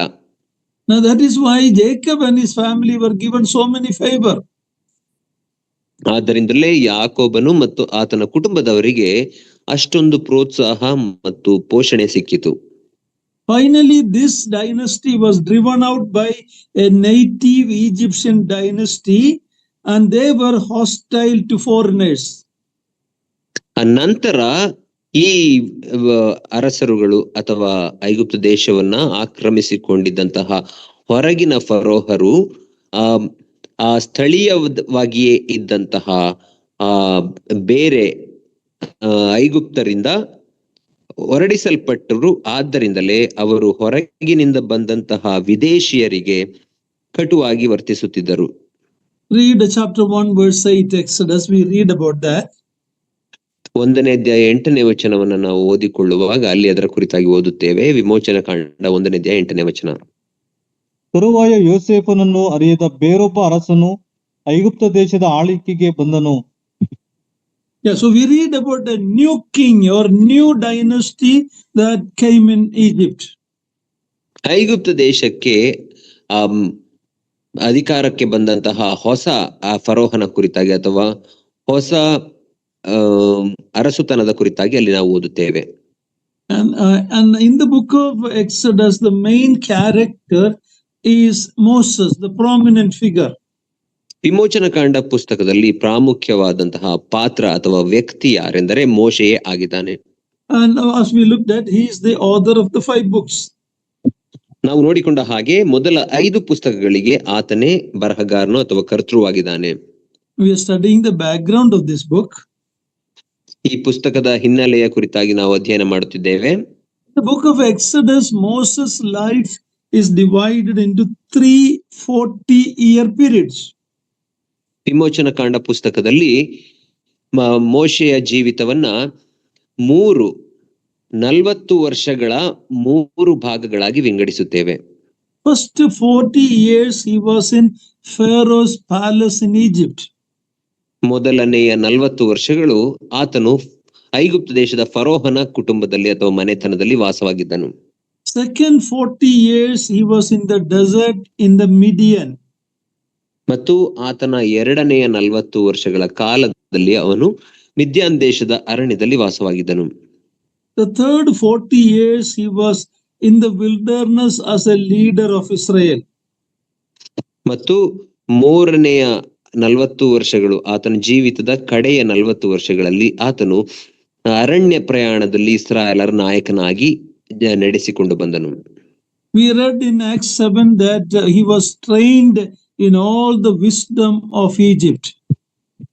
ಅಪೊಸ್ತಲರ ಕೃತಿ 7ನೇ ಅಧ್ಯಾಯದಲ್ಲಿ ನಾವು ಓದಿಕೊಂಡೆವು ಏನೆಂದರೆ ಐಗುಪ್ತ ದೇಶದ ಸಕಲ ವಿದ್ಯೆಯಲ್ಲಿಯೂ ಅವನು ಪರಿಣಿತಿಯನ್ನು ಹೊಂದಿದ್ದನು. But sadly that training in Egypt did not prepare him to follow God's leading of Israel out of Egypt. ಆದರೆ ಐಗುಪ್ತ ದೇಶದ ಆ ಎಲ್ಲಾ ವಿದ್ಯೆಯು ದೇವಜನರಾದಂಥ ಇಸ್ರಾಯೇಲರನ್ನ ಐಗುಪ್ತ ದೇಶದಿಂದ ಹೊರತರಲು ಯಾವುದೇ ಉಪಯೋಗಕ್ಕೆ ಬರಲಿಲ್ಲ. It only finally made him a murderer. ಅದರ ಪರಿಣಾಮ ಏನಾಯಿತು? ಕೇವಲ ಆತನು ಕೊಲೆಗಡುಕನಾದನು. God trained him in the desert for next 40 years. ದೇವರು ಮೋಶೆಯನ್ನ ಮಿದ್ಯಾನ್ ಅರಣ್ಯದಲ್ಲಿ ಅಥವಾ ಮಿದ್ಯಾನ್ ಮರುಭೂಮಿಯಲ್ಲಿ 40 ವರ್ಷಗಳ ಕಾಲ ತರಬೇತಿಯನ್ನು ಕೊಟ್ಟನು. God is teaching him that he cannot deliver his people or do the will of God with the worldly wisdom. Egypt is a type of the world. ಈ 40 ವರ್ಷಗಳ ಕಾಲ ದೇವರು ಆತನಿಗೆ ತರಬೇತಿಯನ್ನು ಕೊಡುವುದರ ಮೂಲಕ ಯಾವ ಪಾಠವನ್ನ ಕಲಿಸಿದನೆಂದರೆ ಈ ಲೌಕಿಕ ಜ್ಞಾನ ಅಥವಾ ಈ ಲೋಕದಲ್ಲಿ ನಾವು ಕಲಿತುಕೊಳ್ಳುವಂತಹ ಯಾವ ಪರಿಣಿತಿಯು ತನ್ನ ಜನರನ್ನ ಐಗುಪ್ತ ದೇಶದಿಂದ ಹೊರತರಲಿಕ್ಕೆ ಉಪಯೋಗಕ್ಕೆ ಬರುವುದಿಲ್ಲ. The second 40 years God gave him a degree, is a BD degree. You know, in theology there is Bachelor of Divinity, BD, you know. ನಾವು ನೋಡುವ ರೀತಿಯಲ್ಲಿ ನಂತರದ 40 ವರ್ಷಗಳ ಕಾಲ ಅಂದ್ರೆ ಮಿದ್ಯಾನ್ ಮರುಭೂಮಿಯಲ್ಲಿ ಆತನು ಕಳೆದ 40 ವರ್ಷಗಳ ಕಾಲ ಆತನಿಗೆ ಒಂದು ದೈವಶಾಸ್ತ್ರದಲ್ಲಿ ಒಂದು ಪದವಿಯ ರೀತಿಯಲ್ಲಿ ಇತ್ತು. It's called BD. In theology is Bachelor of Divinity, we call it. ದೈವಶಾಸ್ತ್ರದಲ್ಲಿ ಒಂದು ಪದವಿ ಎಂಬುದಾಗಿ ಅಥವಾ ಬ್ಯಾಚುಲರ್ ಆಫ್ ಡಿವಿನಿಟಿ ಎಂಬುದಾಗಿ ನಾವು ಕರೆಯುತ್ತೇವೆ. God gave him a BD, that is backside of the desert degree. ದೇವರು ಆತನಿಗೆ ಬಿಡಿ ಅಥವಾ back side of the desert ಅಥವಾ ಮರುಭೂಮಿಯ ಹಿಂದಿನ ಭಾಗದ ಒಂದು ಪದವಿಯನ್ನ ಕೊಟ್ಟಿದ್ದನು. God trains his servants like that, whether it is Moses, whether it is David, Elijah, John the Baptist, or Apostle Paul, they were all trained in the wilderness. ದೇವರು ತನ್ನ ಜನರನ್ನ ಅದೇ ರೀತಿಯಲ್ಲಿ ಆತನ ತರಬೇತಿಯನ್ನು ಕೊಡಿಸುವುದು. ಮೋಶೆ ಇರಬಹುದು, ಅರಸನಾದಂತಹ ದಾವೀದನಿರಬಹುದು, ಎಲೀಯನಿರಬಹುದು, ಸ್ನಾನಿಕನಾದ ಯೋಹಾನ್ ಇರಬಹುದು ಮತ್ತು ಅಪೊಸ್ತಲನಾದಂತಹ ಪೌಲನನ್ನು ಸಹ ದೇವರು ಅದೇ ರೀತಿಯಲ್ಲಿ ಮರುಭೂಮಿಯಲ್ಲಿಯೇ ಅವರಿಗೆ ತರಬೇತಿಯನ್ನು ಕೊಟ್ಟನು. That is where you can meet with God one-on-one and hear from God. Paul was in Arabia and God was teaching him there. ಯಾಕಂದರೆ ನೀವು ಅಲ್ಲೇ ದೇವರನ್ನ ಮುಖಾಮುಖಿಯಾಗಿ ವೈಯಕ್ತಿಕವಾಗಿ ಸಂಬಂಧ ಹೊಂದಲು ಅಥವಾ ಸಂಧಿಸಲು ಸಾಧ್ಯ. ಅರೇಬಿಯಾ ಮರುಭೂಮಿಯಲ್ಲಿ ದೇವರು ಪೌಲನನ್ನು ಸಹ ಅದೇ ರೀತಿಯಲ್ಲಿ ಸಂಧಿಸಿದನು. You and I can learn more when we spend time alone with God. ನಾನು ನೀವು ದೇವರೊಟ್ಟಿಗೆ ಏಕಾಂತವಾಗಿ ಸಮಯವನ್ನು ಕಳೆಯುವಾಗ ಇನ್ನೂ ಹೆಚ್ಚಾಗಿ ಆತನ ಕುರಿತಾಗಿ ಕಲಿತುಕೊಳ್ಳಬಹುದು. That is the best training school of God. ದೇವರ ಅತ್ಯುತ್ತಮವಾದಂತಹ ತರಬೇತಿ ಶಾಲೆ ಅದೇ ಆಗಿದೆ. After God prepared Moses to deliver his people, he sent him back to Egypt after this 40 years of degree. ದೇವರು ಈ 40 ವರ್ಷಗಳ ಕಾಲ ಮರುಭೂಮಿಯಲ್ಲಿ ತರಬೇತಿಯನ್ನು ಕೊಟ್ಟು ಆತನಿಗೆ ಪದವಿಯನ್ನು ಕೊಟ್ಟ ನಂತರದ 40 ವರ್ಷಗಳ ಕಾಲ ತನ್ನ ಜನರನ್ನ ಐಗುಪ್ತ ದೇಶದಿಂದ ಹೊರತರಲು ಉಪಯೋಗಿಸಿದನು. Moses is told to go and meet with the elders of Israel and then go to Pharaoh. ದೇವರು ಮೋಶೆಗೆ ನೀನು ಹೋಗಿ ಇಸ್ರಾಯೇಲರ ಹಿರಿಯರನ್ನ ಸಂಧಿಸು, ನಂತರ ಫರೋಹನ ಬಳಿಗೆ ಹೋಗು ಎಂಬುದಾಗಿ ಹೇಳಿದನು. God himself told him Pharaoh will refuse to let Israel go. ದೇವರು ತಾನೇ ಮೋಶೆಗೆ ಹೇಳಿದನು ಏನೆಂದರೆ ಫರೋಹನು ಇಸ್ರಾಯೇಲರನ್ನ ಐಗುಪ್ತ ದೇಶದಿಂದ ಹೊರಡಿಸಲಿಕ್ಕೆ ಒಪ್ಪುವುದಿಲ್ಲ ಎಂಬುದಾಗಿ. His refusal will open the contest between God and the gods of Egypt. ಆತನು ಇಸ್ರಾಯೇಲರ ಹೊರಡುವಿಕೆಯನ್ನು ನಿರಾಕರಿಸುವುದರ ಮೂಲಕ ದೇವರಿಗೂ ಐಗುಪ್ತ ದೇಶದ ದೇವರುಗಳಿಗೂ ಒಂದು ಸ್ಪರ್ಧೆಯು ಏರ್ಪಡಿಸಲ್ಪಡುತ್ತದೆ. Egypt, like India, was dominated by idolatry in those days. ಆ ದಿನಗಳಲ್ಲಿ ಐಗುಪ್ತ ದೇಶವು ಇಂದು ನಾವು ನೋಡುವ ಭಾರತದ ರೀತಿಯಲ್ಲಿ ವಿಗ್ರಹಾರಾಧನೆಯಿಂದ ತುಂಬಿತ್ತು. There were many gods and many lords. ಅನೇಕ ದೇವರುಗಳು ಮತ್ತು ಅನೇಕ ನಾಯಕರುಗಳಿದ್ದರು. Thousands of temples and millions of idols. ಸಾವಿರಾರು ದೇವಾಲಯಗಳು ಮತ್ತು ಲಕ್ಷಗಟ್ಟಲೆ ಕೋಟ್ಯಾನುಗಟ್ಟಲೆ ವಿಗ್ರಹಗಳಿದ್ದವು. Behind idolatry was Satan. ಈ ಎಲ್ಲ ವಿಗ್ರಹಾರಾಧನೆಯ ಹಿಂದೆ ಸೈತಾನನಿದ್ದಾನೆ. There was power in the religion of Egypt. ಐಗುಪ್ತ ದೇಶದ ಆ ಧರ್ಮದಲ್ಲಿ ಶಕ್ತಿಯು ಅಡಗಿತ್ತು. Remember, read 2 Timothy chapter 3 verse 8. 2 Timothy 3ನೇ ಅಧ್ಯಾಯ 8ನೇ ವಚನವನ್ನು ನಾವು ಓದುವಾಗ 2 Timothy 3:8. 2 ತಿಮೋತಿ 3ನೇ ಅಧ್ಯಾಯ 8ನೇ ವಚನ. ಎಂಬುವರು ಮೋಶೆಯನ್ನು ವಿರೋಧಿಸಿದಂತೆಯೇ ಆ ಮನುಷ್ಯರು ಸಹ ಸತ್ಯವನ್ನು ವಿರೋಧಿಸುತ್ತಾರೆ. Yeah, there was opposition to Moses from these magicians. ಈ ಎಂಬಂತ ಮಂತ್ರವಾದಿಗಳು ಮೋಶೆಯನ್ನ ಆ ದಿನದಲ್ಲಿ ಎದುರಿಸಿದರು ಅಥವಾ ವಿರೋಧ ವ್ಯಕ್ತಪಡಿಸಿದರು ಎಂಬುದಾಗಿ ಓದುತ್ತೇವೆ. We know that when Moses went to Pharaoh, the first question is, who is the Lord? I don't know him. ಮೋಶೆಯು ಫರೋಹನ ಬಳಿಗೆ ಹೋದಾಗ ಫರೋಹನು ಮೋಶೆಗೆ ಕೇಳಿದಂತಹ ಮೊದಲನೆಯ ಪ್ರಶ್ನೆ ಏನೆಂದರೆ, ಯಾರು ಈ ದೇವರು, ಆತನನ್ನು ನಾನು ಅರಿಯೆನು ಎಂಬುದಾಗಿ ಹೇಳಿದನು. And then he said something further. He said, even if I will not send them out. ನಂತರ ಇನ್ನೊಂದು ಮಾತನ್ನು ಆತನು ಹೇಳುತ್ತಾನೆ, ಫರೋಹನು ನನಗೆ ಆ ದೇವರ ಪರಿಚಯವಿದ್ದರೂ ಸಹ ನಾನು ಅವರನ್ನ ಕಳಿಸುವುದಿಲ್ಲ ಹೊರಗೆ ಎಂಬುದಾಗಿ. The arrogance of this man who is a picture of Satan. ಇದು ಆ ಫರೋಹನ ಅಹಂಕಾರವನ್ನ ನಮಗೆ ತೋರಿಸುತ್ತದೆ. ಆತನು ಸೈತಾನನಿಗೆ ಚಿತ್ರಣವಾಗಿದ್ದಾನೆ. So Egypt is the picture of the world and Pharaoh is the picture of Satan. ಆದ್ದರಿಂದ ಐಗುಪ್ತ ದೇಶವು ಈ ಲೋಕಕ್ಕೆ ಒಂದು ಚಿತ್ರಣವಾಗಿದೆ ಮತ್ತು ಫರೋಹನು ಸೈತಾನನ ಚಿತ್ರಣವಾಗಿದ್ದಾನೆ. He is a hard taskmaster. ಆತನು ಕಷ್ಟದ ಕೆಲಸವನ್ನ ಮಾಡಿಸುವಂತಹ ಯಜಮಾನನಾಗಿದ್ದಾನೆ. But then God introduced himself and Pharaoh got acquainted with God. ಮತ್ತು ದೇವರು ತನ್ನನ್ನು ತಾನು ಪರಿಚಯ ಮಾಡಿಕೊಳ್ಳುತ್ತಾನೆ ಮತ್ತು ಫರೋಹನಿಗೆ ದೇವರ ಪರಿಚಯವಾಗುತ್ತದೆ. He even acknowledged him as God. Read Exodus 9:27. ಆ ಫರೋಹನು ತಾನೇ ಆತನನ್ನ ದೇವರು ಎಂಬುದಾಗಿ ಒಪ್ಪಿಕೊಳ್ಳುವುದನ್ನು ನಾವು ಓದುತ್ತೇವೆ. ವಿಮೋಚನಾ ಕಾಂಡ 9ನೇ ಅಧ್ಯಾಯ 27ನೇ ವಚನವನ್ನು ಓದಿರಿ.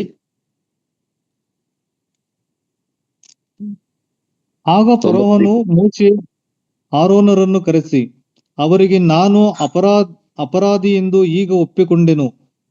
ಯೆಹೋವನು ನ್ಯಾಯವಂತನು, ನಾನು ನನ್ನ ಜನರು ದೋಷಿಗಳು. Chapter 10 verse 16. 10ನೇ ಅಧ್ಯಾಯ 16ನೇ ವಚನ. ಆಗ ಫರೋಹನು ಮೋಶೆ ಆರೋನರನ್ನು ತ್ವರೆಯಾಗಿ ಕರೆಸಿ, ನಾನು ನಿಮ್ಮ ದೇವರಾದ ಯೆಹೋವನಿಗೂ ನಿಮಗೂ ಪಾಪ ಮಾಡಿದ್ದೇನೆ. You see, this Pharaoh acknowledged Moses God or Israelites God. ದೇವರು ಈ ಮೋಶೆಯ ಅಥವಾ ಇಸ್ರಾಯೇಲರ ದೇವರನ್ನ ದೇವರು ಎಂಬುದಾಗಿ ಒಪ್ಪಿಕೊಳ್ಳುತ್ತಿದ್ದಾನೆ ಫರೋಹನು. But that acquaintance did not change his heart. ಆದರೆ ಆ ದೇವರ ಪರಿಚಯ ಆತನ ಹೃದಯವನ್ನ ಪರಿವರ್ತನೆ ಮಾಡಲಿಲ್ಲ. Knowledge alone is not enough to be saved. ಕೇವಲ ಜ್ಞಾನವು ಮಾತ್ರ ನಮ್ಮ ಹೃದಯ ಪರಿವರ್ತನೆ ಅಥವಾ ರಕ್ಷಣೆ ಹೊಂದಲು ಸಾಲದು. In the book of James we read that even the devil believe in God or trembles in God. ಯಾಕೋಬನ ಪತ್ರಿಕೆಯಲ್ಲಿ ನಾವು ಈ ರೀತಿ ಓದುತ್ತೇವೆ, ದೆವ್ವಗಳು ಸಹ ದೇವರನ್ನ ತಿಳಿದು ಆತನ ಕುರಿತಾಗಿ ಪರಿಚಯವಿರುವ ಕಾರಣ ನಡುಗುತ್ತವೆ ಎಂಬುದಾಗಿ. Why was the 10 plagues important that God did in Egypt? ಯಾಕೆ ದೇವರು ಐಗುಪ್ತರ ಮೇಲೆ ಬರಮಾಡಿದಂತಹ ಈ 10 ಉಪದ್ರವಗಳು ಪ್ರಾಮುಖ್ಯವಾದವು? It was a God's battle with the gods of Egypt. ಯಾಕಂದರೆ ಅದು ದೇವರು ಐಗುಪ್ತ ದೇಶದ ದೇವರುಗಳ ಮೇಲೆ ನಡೆಸಿದಂತಹ ಒಂದು ಯುದ್ಧವಾಗಿತ್ತು. God wanted to reveal to his own people that he, the Lord, is greater than all or any of the gods of Egypt, and he had the power to deliver his people. ದೇವರು ತನ್ನ ಜನರಾದಂತಹ ಇಸ್ರಾಯೇಲರಿಗೆ ತಿಳಿಸಬೇಕಾಗಿತ್ತು ಏನೆಂದರೆ, ಆತನೇ ದೇವರು, ಐಗುಪ್ತ ದೇಶದ ಎಲ್ಲಾ ದೇವರುಗಳಿಗಿಂತ ಈತನೇ ಪರಾಕ್ರಮಶಾಲಿ ಎಂಬುದನ್ನು ತನ್ನ ಜನರಿಗೆ ತಿಳಿಸಬೇಕಾಗಿತ್ತು. To really enjoy the study of the book of Exodus, ಈ ವಿಮೋಚನ ಕಾಂಡ ಪುಸ್ತಕದ ಅಧ್ಯಾಯವನ್ನ ನೀವು ಆನಂದಿಸಬೇಕಾದರೆ we need to look for Christ in it. ಅದರಲ್ಲಿ ಅಡಗಿರುವಂತಹ ಕ್ರಿಸ್ತನನ್ನ ನಾವು ಹುಡುಕಬೇಕು. Now we see in Moses is a type of Jesus Christ. ನಾವು ನೋಡುತ್ತೇವೆ ಮೋಶೆಯು ಸಹ ಯೇಸು ಕ್ರಿಸ್ತನಿಗೆ ಚಿತ್ರಣವಾಗಿದ್ದಾನೆ. Moses was a deliverer of the Israelites, but Jesus Christ is the deliverer of anyone. The whole world is the one who takes away the sin of the world. ಮೋಶೆ ಇಸ್ರಾಯೇಲರ ವಿಮೋಚಕನಾಗಿದ್ದರೆ, ಯೇಸು ಕ್ರಿಸ್ತನು ತನ್ನನ್ನ ನಂಬುವಂತಹ ಯಾರೇ ಆಗಿರಬಹುದು, ತನ್ನಲ್ಲಿ ನಂಬಿಕೆ ಇಡುವ ಪ್ರತಿಯೊಬ್ಬನನ್ನ ಬಿಡುಗಡೆ ಮಾಡುತ್ತಾನೆ ಅಥವಾ ರಕ್ಷಣೆಯನ್ನ ಕೊಡುತ್ತಾನೆ. If the Moses is the savior of the Israelites, Jesus is the savior of the world. ಮೋಶೆಯು ಇಸ್ರಾಯೇಲರ ರಕ್ಷಕನಾಗಿದ್ದರೆ, ಯೇಸು ಕ್ರಿಸ್ತನು ಈ ಲೋಕ ರಕ್ಷಕನಾಗಿದ್ದಾನೆ. Then we see the type of Jesus in the Passover lamb. ಮತ್ತು ಯೇಸು ಕ್ರಿಸ್ತನನ್ನ ಆ ಯಜ್ಞದ ಕುರಿಮರಿಯು ಸಹ ನಮಗೆ ಸೂಚಿಸುತ್ತದೆ. ಪಸ್ಕದ ಕುರಿ.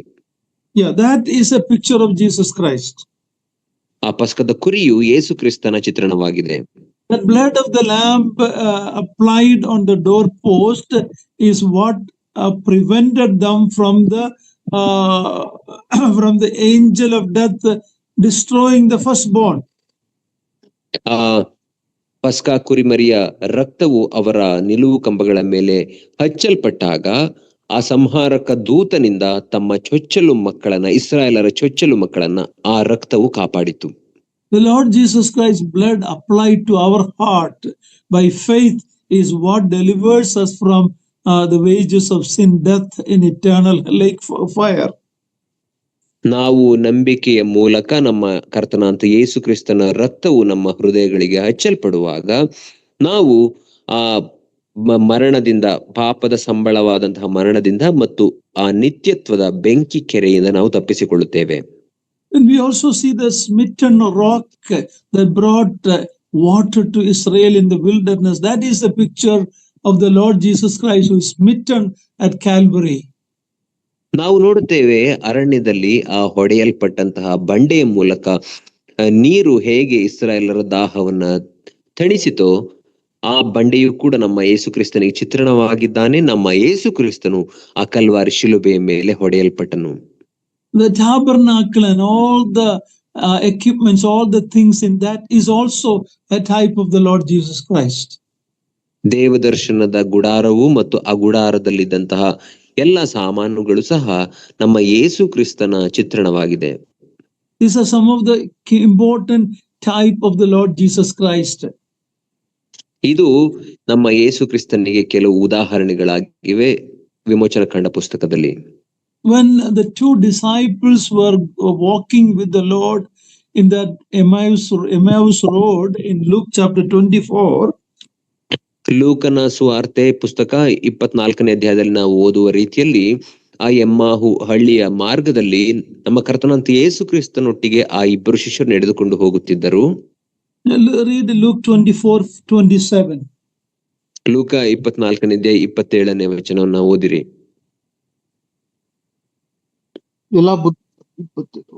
ಮೋಶೆಯ ಮತ್ತು ಎಲ್ಲಾ ಪ್ರವಾದಿಗಳ ಗ್ರಂಥಗಳು ಮೊದಲುಗೊಂಡು ಸಮಸ್ತ ಗ್ರಂಥಗಳಲ್ಲಿ ತನ್ನ ವಿಷಯವಾಗಿರುವ ಸೂಚನೆಗಳನ್ನು ಅವರಿಗೆ ವಿವರಿಸಿದನು.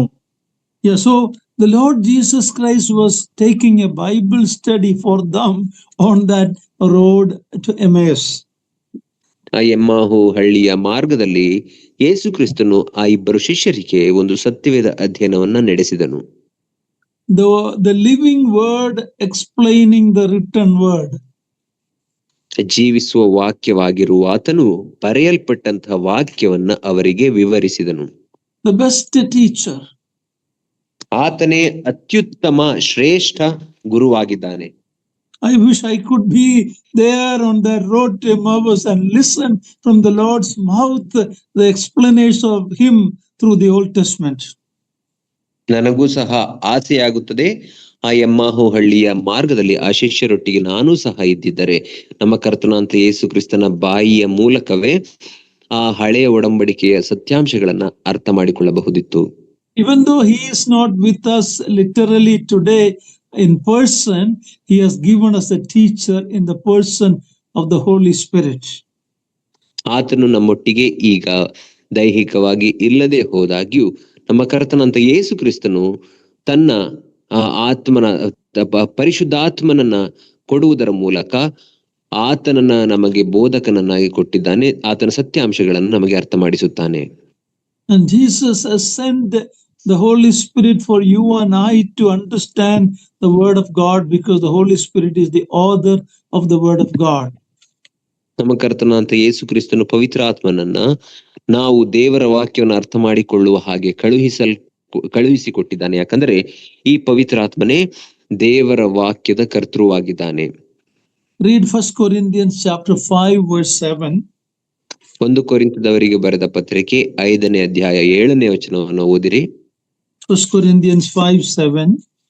1 ಕೊರಿಂಥ 5:7. ನೀವು ಉಳಿಯಿಲ್ಲದವರೆನಿಸಿಕೊಂಡದ್ದರಿಂದ ಹಳೆ ಉಳಿಯನ್ನು ತೆಗೆದುಹಾಕಿ ಹೊಸ ಕಣಿಕದಂತರಾಗಿರಿ. ಯಾಕಂದರೆ ನಮ್ಮ ಪಸ್ಕದ ಯಜ್ಞದ ಕುರಿಯು ಕೊಯ್ದದೆ, ಅದ್ಯಾವುದೆಂದರೆ ಕ್ರಿಸ್ತನೇ. So we are told that the Passover lamb is actually the Lord Jesus Christ. ಇಲ್ಲಿ ನಮಗೆ ಸ್ಪಷ್ಟವಾಗಿ ಹೇಳಲ್ಪಟ್ಟಿದೆ, ಆ ಪಸ್ಕ ಹಬ್ಬದ ಕುರಿ ಬೇರೆ ಯಾರೂ ಅಲ್ಲ, ನಮ್ಮ ಕರ್ತನಾದ ಯೇಸು ಕ್ರಿಸ್ತನೇ. Same 1 Corinthians 10 verse 4. ಅದೇ 1 ಕೊರಿಂಥದವರಿಗೆ ಬರೆದ ಪತ್ರಿಕೆ 10ನೇ ಅಧ್ಯಾಯ 4ನೇ ವಚನ. ಅವರೆಲ್ಲರೂ ದೈವಿಕವಾದ ಒಂದೇ ನೀರನ್ನು ಕುಡಿದರು, ಹೇಗೆಂದರೆ ಅವರ ಹಿಂದೆ ಹೋಗುತ್ತಿದ್ದ ದೈವಿಕವಾದ ಬಂಡೆಯೊಳಗಿಂದ ಬಂದ ನೀರನ್ನು ಕುಡಿಯುತ್ತಿದ್ದರು. ಆ ಬಂಡೆ ಕ್ರಿಸ್ತನೇ. So the Passover is a type of Christ. The smitten rock is a type of Jesus Christ. ಆದ್ದರಿಂದ ಆ ಪಸ್ಕದ ಕುರಿಮರಿಯು ಯೇಸು ಕ್ರಿಸ್ತನಿಗೆ ಚಿತ್ರಣವಾಗಿದೆ ಮತ್ತು ಆ ಒಡೆಯಲ್ಪಟ್ಟಂತ ಬಂಡೆಯು ನಮ್ಮ ಕರ್ತನಂತ ಯೇಸು ಕ್ರಿಸ್ತನ ಚಿತ್ರಣವಾಗಿದೆ. So 1 Corinthians 10:11 says, these things happened to them as an example. They were written for our instruction, upon whom the ends of the ages have come. Verse 11. 1 ಕೊರಿಂಥದವರಿಗೆ ಬರೆದ ಪತ್ರಿಕೆ 10ನೇ ಅಧ್ಯಾಯ 11ನೇ ವಚನದಲ್ಲಿ ನಾವು ಈ ರೀತಿ ಓದುತ್ತೇವೆ, ಏನೆಂದರೆ ಈ ಎಲ್ಲಾ ಸಂಗತಿಗಳು ನಮಗೆ ಸಾಕ್ಷಿಯಾಗಿ ಬರೆಯಲ್ಪಟ್ಟಿವೆ. ಇವುಗಳ ಮೂಲಕ ಮಾತಿನಲ್ಲಿ ಎಂಥವರಾಗಿದ್ದೇವೋ ಹತ್ತಿರದಲ್ಲಿರುವಾಗ ಕಾರ್ಯದಲ್ಲಿಯೂ ಅಂಥವರಾಗಿ ಇದ್ದೇವೆಂದು ತಿಳುಕೊಳ್ಳಲಿ.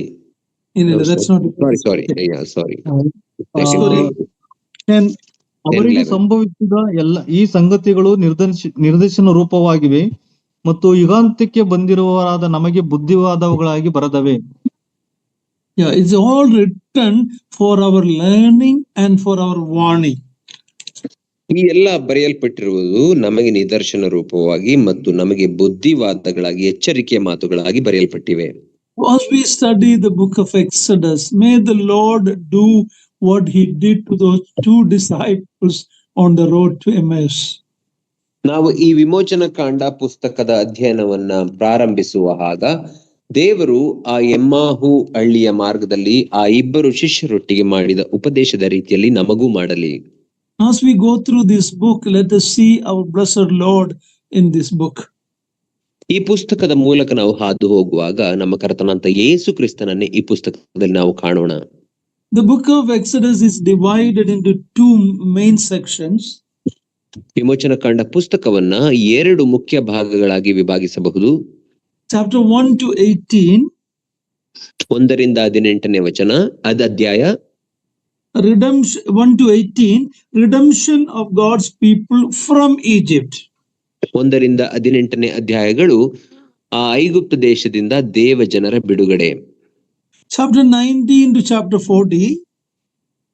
19ರಿಂದ 40ನೇ ಅಧ್ಯಾಯಗಳು Worship of the preparing the redeemed people for worship. ಬಿಡುಗಡೆ ಅಥವಾ ವಿಮೋಚಿಸಲ್ಪಟ್ಟಂತಹ ಜನರನ್ನ ಆರಾಧನೆಗಾಗಿ ಸಿದ್ಧಪಡಿಸುವುದು. And that worship or that sacrifices we see more in the next book, Leviticus. ಮತ್ತು ಆ ಆರಾಧನೆ ಅಥವಾ ಯಜ್ಞಗಳ ಕುರಿತಾಗಿ ನಂತರದ ಪುಸ್ತಕವಾದಂತಹ ಯಾಜಕ ಕಾಂಡದಲ್ಲಿ ನಾವು ಹೆಚ್ಚಾಗಿ ಕಾಣುತ್ತೇವೆ. Preparation of the tabernacle and all that is in it for the purpose of worship. ಮತ್ತು ಅದರಲ್ಲಿ ಕೊಡಲ್ಪಟ್ಟಿರುವಂತಹ ಆ ದೇವದರ್ಶನ ಗುಡಾರದ ವಿವರಣೆ ಮತ್ತು ಅದರ ಸಿದ್ಧಪಡಿಸುವಿಕೆ ಅದು ಆರಾಧನೆಗಾಗಿ ಸಿದ್ಧಪಡಿಸುವುದಾಗಿದೆ. A redeemed people should be a worshiping people. ವಿಮೋಚಿಸಲ್ಪಟ್ಟಂತಹ ಜನರು ಅವರು ಆರಾಧಿಸುವ ಜನರಾಗಿರಬೇಕು. In these 40 chapters of Exodus, ಈ ವಿಮೋಚನ ಕಾಂಡ ಪುಸ್ತಕದ 40 ಅಧ್ಯಾಯಗಳಲ್ಲಿ in the beginning we see the prosperity of Egyptians. The more they were persecuted, they increased in number. Chapter 1 verse 7.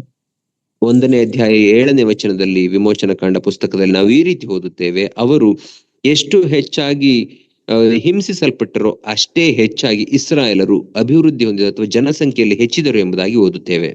Even before that, they were fruitful and increased greatly and multiplied. We read in chapter 1 verse 7. 1ನೇ ಅಧ್ಯಾಯ 7ನೇ ವಚನದಲ್ಲಿ ಅದಕ್ಕಿಂತ ಮುಂಚೆಯೂ ಅವರು ಅಭಿವೃದ್ಧಿಯನ್ನ ಹೊಂದಿದರು, ಹೆಚ್ಚಾಗಿ ಹಿಂಸಿಸಲ್ಪಟ್ಟರು, ಅವರು ಜನಸಂಖ್ಯೆಯಲ್ಲಿ ಹೆಚ್ಚಿದರು ಅಥವಾ ಫಲಭರಿತವಾಗಿದ್ದರು ಎಂಬುದಾಗಿ ನಾವು ಓದುತ್ತೇವೆ. Then we read about their persecution by the Pharaoh. ನಂತರ ನಾವು ಫರೋಹನ ಮೂಲಕ ಅವರಿಗಾಗುವ ಹಿಂಸೆಯ ಕುರಿತಾಗಿ ಓದುತ್ತೇವೆ. Then we read about their preservation, how God preserved them. ನಂತರ ಹೇಗೆ ದೇವರು ಅವರನ್ನು ಸಂರಕ್ಷಿಸಿದನು ಎಂಬುದಾಗಿ ನಾವು ಓದುತ್ತೇವೆ. Somebody asked, give me one word for proving that the Bible is true. ನನಗೆ ಯಾರೋ ಈ ರೀತಿ ಕೇಳಿದರು, ನನಗೆ ಕೇವಲ ಒಂದು ವಚನದ ಮೂಲಕ ಸತ್ಯವೇದವು ಒಂದು ಪದದ ಮೂಲಕ ಸತ್ಯವೇದವನ್ನ ಅದು ಸತ್ಯವಾಗಿದೆ ಎಂಬುದಾಗಿ ನಿರೂಪಿಸಿರಿ ಎಂಬುದಾಗಿ ಕೇಳಿದರು. That word is nothing other than Israel or the Jew. ಆ ಪದ ಬೇರೆ ಯಾವ ಪದವು ಅಲ್ಲ, ಅದೇ ಇಸ್ರಾಯೇಲರು ಅಥವಾ ಇಬ್ರಿಯರು ಎಂಬುದಾಗಿ. Their history is for our learning and warning. ಇಸ್ರಾಯೇಲರ ಇತಿಹಾಸವು ಅಥವಾ ಚರಿತ್ರೆಯು ನಮಗೆ ಎಚ್ಚರಿಕೆಯ ಮಾತಾಗಿ ಬರೆಯಲ್ಪಟ್ಟಿದೆ. What we see in the book of Exodus, ನಾವು ವಿಮೋಚನ ಕಾಂಡದಲ್ಲಿ ನೋಡುವ ಸಂಗತಿಗಳು, it is the greatest migration ever witnessed on the earth. 2 million people on the march. This is the greatest migration. ಭೂಲೋಕದ ಮೇಲೆ ಸಂಭವಿಸಿದಂತಹ ಅತ್ಯಂತ ದೊಡ್ಡದಾದಂತಹ ಪಲಾಯನ ಅಥವಾ ವಲಸೆಯ ಕಾರ್ಯ ಅದಾಗಿದೆ. ಸುಮಾರು 20 ಲಕ್ಷಕ್ಕೂ ಹೆಚ್ಚು ಜನ ಅವರು ಒಂದು ಕಡೆಯಿಂದ ಇನ್ನೊಂದು ಕಡೆಗೆ ಅವರು ವಲಸೆ ಹೋಗುವುದನ್ನು ನಾವು ಕಾಣುತ್ತೇವೆ. ಭೂಮಿಯ ಮೇಲೆ ನಡೆದಂತ ಅತ್ಯಂತ ದೊಡ್ಡ ವಲಸೆಯ ಒಂದು ಸಂಗತಿ. See, the story of Exodus is repeated in every redeemed child of God. ಈ ವಿಮೋಚನ ಕಾಂಡ ಪುಸ್ತಕದಲ್ಲಿರುವಂತಹ ಸಂಗತಿಗಳು ದೇವರ ಪ್ರತಿಯೊಬ್ಬ ವಿಮೋಚಿಸಲ್ಪಟ್ಟಂತಹ ಮಗುವಿನ ಅಥವಾ ಮಗಳ ಜೀವಿತದಲ್ಲಿಯೂ ಅದು ನಡೆಯುವಂತದ್ದಾಗಿರುತ್ತದೆ. We were redeemed from the power of Satan and sin and brought separated people for the Lord. ದೇವರು ನಮ್ಮನ್ನ ಪಾಪದ ಮತ್ತು ಸೈತಾನನ ಬಲದಿಂದ ತಪ್ಪಿಸಿ ತನ್ನ ಜನರಾಗಿ ವಿಮೋಚಿಸಲ್ಪಟ್ಟಂತಹ ಜನರಾಗಿ ತನ್ನ ಸನ್ನಿಧಿಗೆ ಪ್ರಸನ್ನತೆಗೆ ಸೇರಿಸುತ್ತಾನೆ. We were slaves to Satan and sin. ನಾವು ಪಾಪಕ್ಕೆ ಮತ್ತು ಸೈತಾನನಿಗೆ ಗುಲಾಮರಾಗಿದ್ದೆವು. Now by Christ, by shedding his blood, he bought us and redeemed us from Satan's power and sin's power.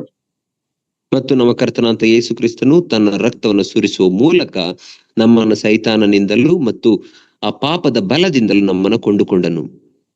In Genesis, the earth is born by the spirit and water. The spirit was moving over the water. We read about spirit and water. ನಾವು ಆದಿಕಾಂಡ ಪುಸ್ತಕದಲ್ಲಿ ದೇವರ ಆತ್ಮವು ಆ ಜಲಸಮೂಹಗಳ ಮೇಲೆ ಚಲಿಸುತ್ತಿತ್ತು ಎಂಬುದಾಗಿ ನಾವು ನೋಡುವಾಗ ಭೂಮಿಯು ನೀರಿನ ಜಲಸಮೂಹದ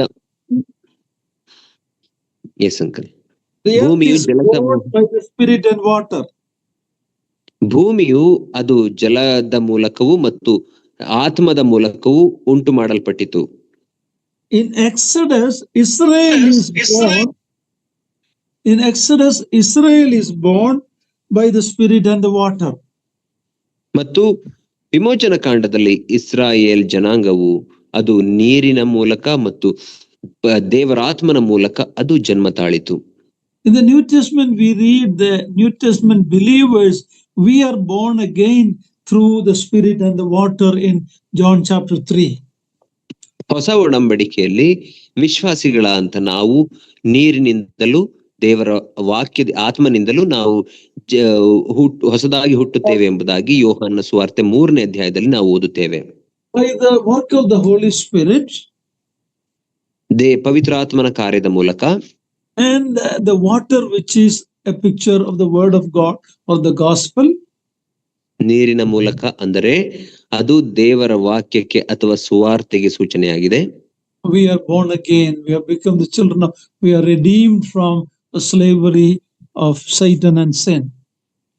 ನಾವು ಹೊಸದಾಗಿ ಹುಟ್ಟುತ್ತೇವೆ, ಜನರಾಗುತ್ತೇವೆ, ದೇವರ ಮಕ್ಕಳಾಗುತ್ತೇವೆ ಮತ್ತು ಪಾಪದಿಂದಲೂ ಮತ್ತು ಮರಣದಿಂದಲೂ ನಾವು ಬಿಡುಗಡೆಯನ್ನು ಹೊಂದುತ್ತೇವೆ. I am looking forward to studying together and taking these studies in the coming days. ಮುಂದಿನ ದಿನಗಳಲ್ಲಿ ಈ ವಿಮೋಚನ ಕಾಂಡ ಪುಸ್ತಕದ ಅಧ್ಯಯನವನ್ನ ನಿಮ್ಮೆಲ್ಲರೊಟ್ಟಿಗೆ ಅಧ್ಯಯನ ಮಾಡಲು ನಾನು ಕಾತುರದಿಂದ ಕಾಯುತ್ತಿದ್ದೇನೆ. I hope you will also join and invite others to join. ನೀವೆಲ್ಲರೂ ನನ್ನೊಟ್ಟಿಗೆ ಸೇರಿ ಅಧ್ಯಯನಕ್ಕೆ ಬರುತ್ತೀರಿ, ಇತರರನ್ನು ಕರೆತರುತ್ತೀರಿ ಎಂಬುದಾಗಿ ನಾನು ನಂಬುತ್ತೇನೆ. May the Lord richly bless us. ದೇವರು ನಮ್ಮನ್ನ ಅಧಿಕವಾಗಿ ಆಶೀರ್ವದಿಸಲಿ. May God's name be glorified. ದೇವರ ನಾಮಕ್ಕೆ ಮಹಿಮೆ ಉಂಟಾಗಲಿ.